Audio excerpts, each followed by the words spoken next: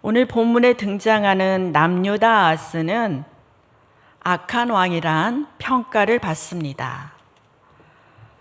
자신의 아들을 불에 태워 우상에게 바쳤고요. 지방 곳곳에 산당과 제단을 세워 우상 숭배를 장려했습니다. 언제부터 아하스가 우상을 대놓고 섬겼는지 때와 시기는 잘 알 수가 없습니다. 하지만 아무리 악한 왕이라 할지라도 처음부터 자녀를 제물로 드리지는 않았을 것입니다. 우리가 본문을 통해 알 수 있는 것은 아하스가 끝까지 우상을 섬겼다는 사실입니다. 남유다 왕임에도 불구하고 하나님이 아닌 우상을 섬겼던 아하스. 오늘날로 표현하면 아하스는 성도임에도 불구하고 하나님이 아닌 다른 것을 끝까지 섬긴 신자를 가리킵니다. 하나님께서 그렇다면 아하스 왕을 통해 우리에게 교훈하는 것은 무엇이 있을까요? 함께 본문을 통해 살펴보겠습니다. 먼저 5절을 보시면 남유다가 아람과 북이스라엘 동맹군에게 에워쌈을 당한 사건을 짧게 기록하고 있습니다. 두 구절로 짧게 기록되었지만 역대하 본문을 보면 참으로 처참한 전쟁이었습니다. 그런데 병행 본문인 역대하를 보면 이 구절은 하나님을 배반하고 우상을 섬겼기 때문에 일어난 참담한 전쟁임을 알 수 있습니다. 역대하 28장 5절에 나와 있는데요. 우리 함께 말씀을 같이 한번 읽어보겠습니다. 시작. 그러므로 그의 하나님 여호와께서 그를 아람 왕의 손에 넘기심에 그들이 쳐서 심히 많은 무리를 사로잡아 다메섹으로 갔으며 또 이스라엘 왕의 손에 넘기심에 그가 쳐서 그들에 사륙하였으니. 시작하는 그러므로 이것은 무엇입니까? 왕이 우상 숭배를 했기 때문에 우상 숭배를 하는 왕의 죄됨으로 인해서라는 뜻입니다. 즉 나라의 힘이나 전략의 문제가 아니라 군사력의 문제가 아니라 남유다는 아하스를 징계하기 위한 고난 때문에 큰 환란이 유다 땅에 찾아온 것입니다. 물론 성도가 살아가면서 만나는 모든 환란과 어려움을 반드시 죄와 연결짓는 것은 바람직하지 않습니다. 성경을 보면 하나님께서 자기 백성을 사랑하심으로 고난 가운데 성도를 놓아둘 때도 많이 있습니다. 다윗처럼 훈련하고 연단할 때도 고난은 찾아옵니다. 또 선지자 요나처럼 하나님께서 자기 백성을 부르실 때도 큰 풍랑을 일으키기도 합니다. 그렇기 때문에 성도는 살면서 만나는 어려움에 대해서 잘 분별해야 합니다. 다윗처럼 훈련의 목적이라면 참고 인내하며 하나님이 정하신 고난의 때를 견뎌내야 합니다. 또 소명과 같은 부르심으로 인한 고난이라면 성도가 집중하고 있던 모든 분주함을 잠시 내려놓고 하나님 앞에 나가 하나님의 뜻을 구하고 하나님께 집중해야 합니다. 하지만 아하스와 같이 아하스의 경우처럼 죄로 인한 고난이라면 철저하게 회개하고 성도는 여호와께 돌아가야 합니다. 하지만 남유다 왕인 아하스가 전쟁으로 인해 두려움에 벌벌 떨면서도 보이지 않았던 한 가지 모습이 있는데요. 바로 하나님을 찾거나 자신의 죄를 회개하는 모습을 발견할 수 없다는 점입니다. 똑같은 남유다 왕이면서 악한 왕이라면 둘째가라면 서러월, 히스기야의 아들 므낫세조차 환난을 당할 때 하나님께 간구하고 조상들의 하나님 앞에 겸손히 자신을 낮춘 기록이 있음에도 아하스는 열왕기하, 역대하, 선지서를 통틀어 어디에서도 하나님을 찾는 모습이 발견되지 않습니다. 결코 돌이킴이 없는 끝까지 우상숭배의 길을 걸어간 것입니다. 그럼에도 불구하고 죄에서 돌이킴이 없음에도 불구하고 하나님은 아하스에게 선지자 이사야를 보내셨습니다. 성경에서 하나님께서 악한 일을 행하는 왕에게 선지자를 보내셨다는 것은 곧 하나님의 뜻이 담긴 말씀을 전하는 것을 뜻합니다. 하나님 앞에 크게 범죄한 다윗에게도 하나님은 선지자 나단을 보낸 일이 있습니다. 우리는 여기에서 말씀을 통해 성도의 고난을 다루어 가시는 하나님의 섭리를 발견할 수가 있는데요. 하나님은 종종 자기 백성이 범죄할 때 사람의 막대기와 인생 책찍을 들어 징계하십니다. 모두 성경을 통해 우리가 익히 배운 바인데요.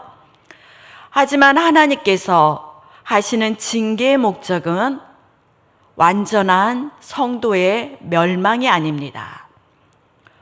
오히려 자기 백성이 죄에서 돌이켜 하나님께 돌아오게 하기 위한 목적입니다. 이것이 하나님께서 성도에게 베풀어 주시는 고난의 신비입니다. 그렇기 때문에 하나님은 성도가 고난에 빠져 있을 때 고난 속에서 건져달라는 간구를 할 때조차 하나님은 즉각적인 문제 해결보다는 대부분 말씀으로 성도의 삶을 인도하실 때가 많습니다.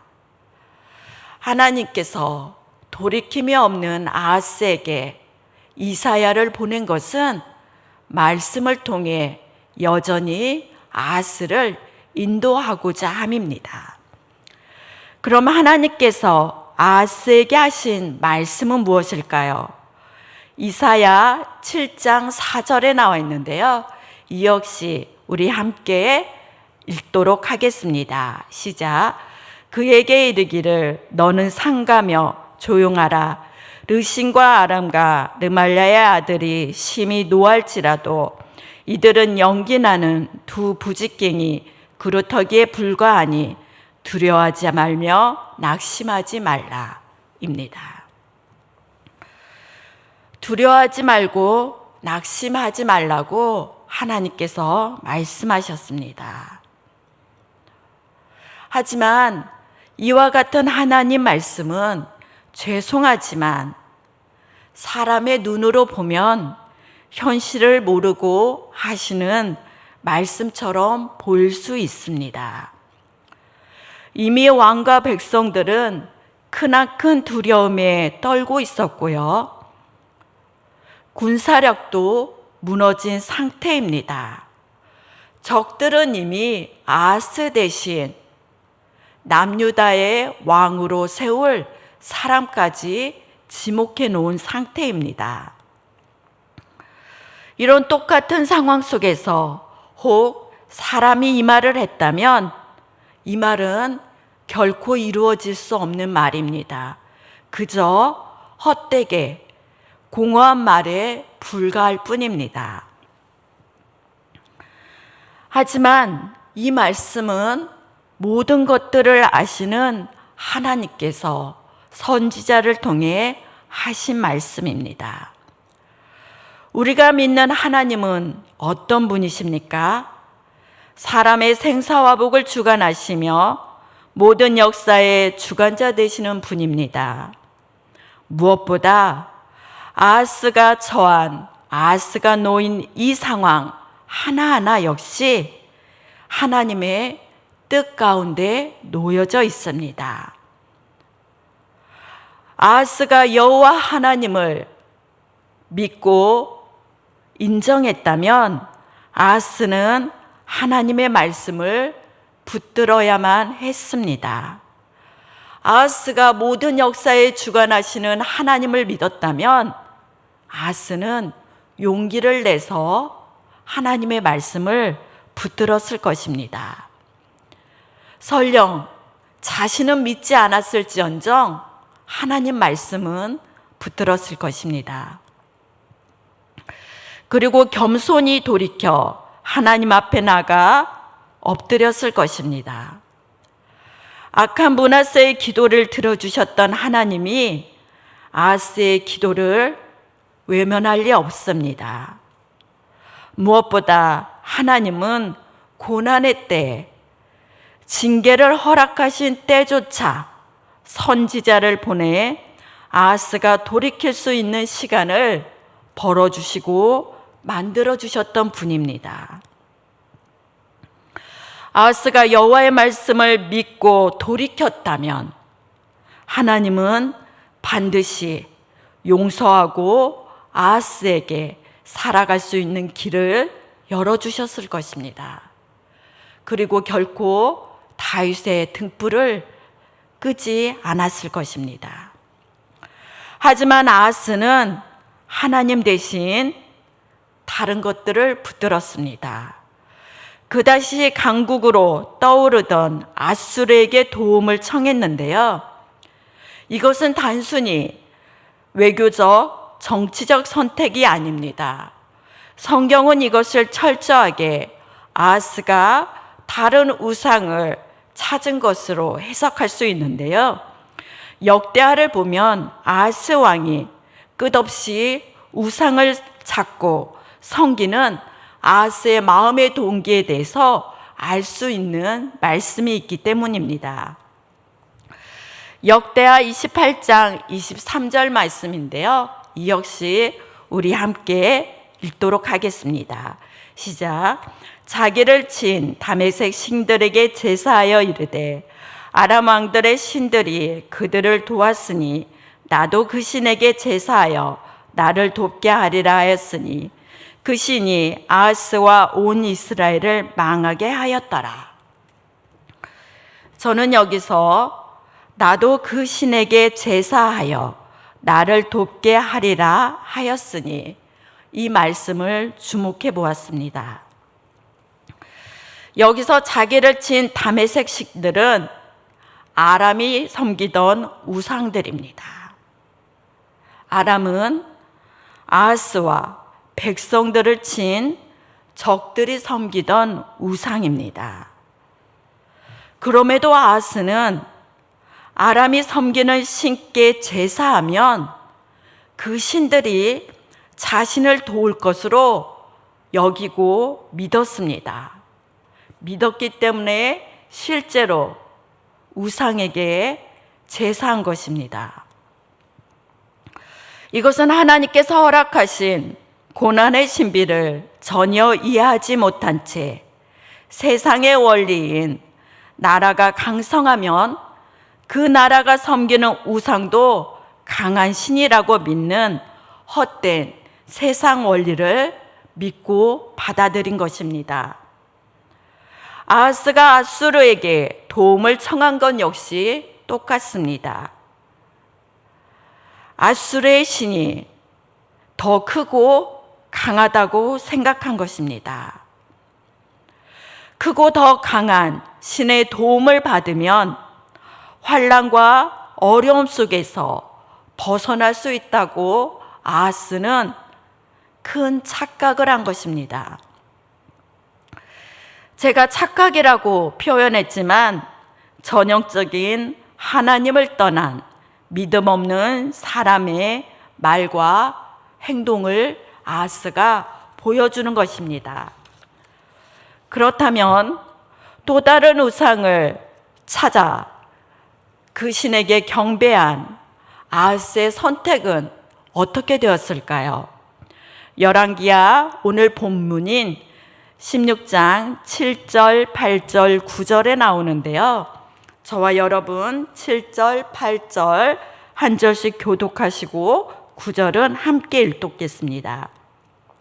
제가 먼저 7절 봉독해 드리겠습니다.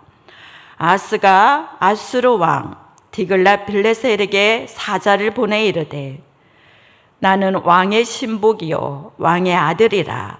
이제 아람 왕과 이스라엘 왕이 나를 치니 청하건대 올라와 그 손에서 나를 구원하소서 하고, 아하스가 여호와의 성전과 왕궁 곳간에 있는 은금을 내어다가 아수르 왕에게 예물로 보냈더니 아수르 왕이 그 청을 듣고 곧 올라와서 다메섹을 쳐서 점령하여 그 백성을 사로잡아 기르로 옮기고 또 르신을 죽였더라. 아멘. 잠깐 동안은 아하스의 문제가 해결된 것처럼 보입니다.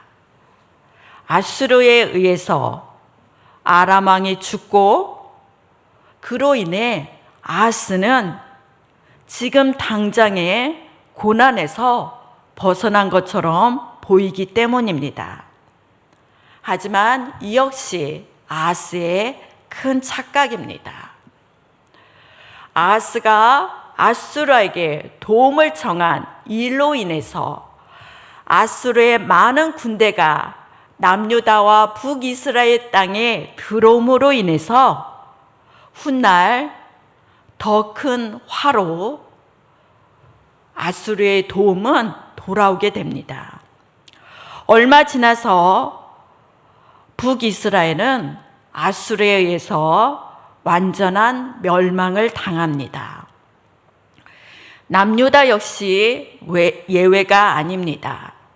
아스의 아들 히스기야 때 아수르의 침략으로 지금보다 훨씬 더 큰 환난과 더 큰 수치를 남유다가 경험하게 됩니다. 수많은 백성들이 죽어갔을 뿐만 아니라 온 예루살렘이 초토화가 됐습니다. 아수르는 결코 하나님의 백성들에게 참된 도움을 줄 수 있는 그런 대상이 아니었던 것입니다. 그럼에도 불구하고 아하스의 모습은 어떻습니까? 하나님의 백성이 구원을 청할 곳은 오직 하나님 한 분임에도 불구하고 엉뚱하게 이방 왕에게 찾아가 그를 경배하고 어이없게도 이방 신에게 구원해달라고 간청을 하는 것입니다. 그것도 여호와의 성전과 왕궁 곳간에 있는 은금, 즉 하나님의 보물을 헛된 도움을 위해 아수르 왕에게 예물로 보낸 것입니다. 특히 성경 저자는 예물이란 단어를 쇼하드라는 히브리어 단어를 사용했는데요. 이 단어는 도움을 받은 것에 대한 감사의 선물 또는 조공을 바치는 그 의미에 사용되는 단어가 아닙니다. 오히려 우리말로 뇌물이란 뜻을 더 많이 담고 있습니다. 뇌물은 오늘날도 불법이지만 하나님이 주신 레위기 율법에서도 하나님의 백성들에게는 뇌물을 금하고 있습니다. 즉 성경 저자는 아수르 왕을 하나님의 말씀을 어기는 불법을 행하는 자로 기록한 것입니다. 그렇다면 뇌물을 받는 아수르 왕 역시 어떻게 됩니까? 유다의 하나님의 백성들에게 참된 도움이 결코 아닌, 결코 될 수 없는 불법을 행하는 자임을 성경 저자가 은연중에 분명하게 드러내고 있는 것입니다. 사랑하는 성도 여러분, 하나님의 백성을 돕는 참된 도움은 어디에서 옵니까? 혹 여러분들이 환난 가운데 도움을 구하는 곳은 어디입니까? 성경은 일관되게 우리에게 말씀하고 계십니다. 하나님의 백성의 참된 도움은 오직 여호와 하나님께만 온다는 것을 분명하게 말씀하고 계십니다. 사랑하는 성도 여러분, 말씀을 맺고자 하는데요, 우상을 섬기고 죄에서 돌이킴을 결코 보이지 않는 아하스의 모습이 어떻게 보이십니까? 비록 겉으로는 왕의 자리는 지켰지만 그는 끝까지 우상을 숭배한 자로 하나님 앞에서 불법을 행한 사람입니다. 불법을 행하다가 그가 돌이킴이 없이 악의 길을 끝까지 걸어간 것입니다.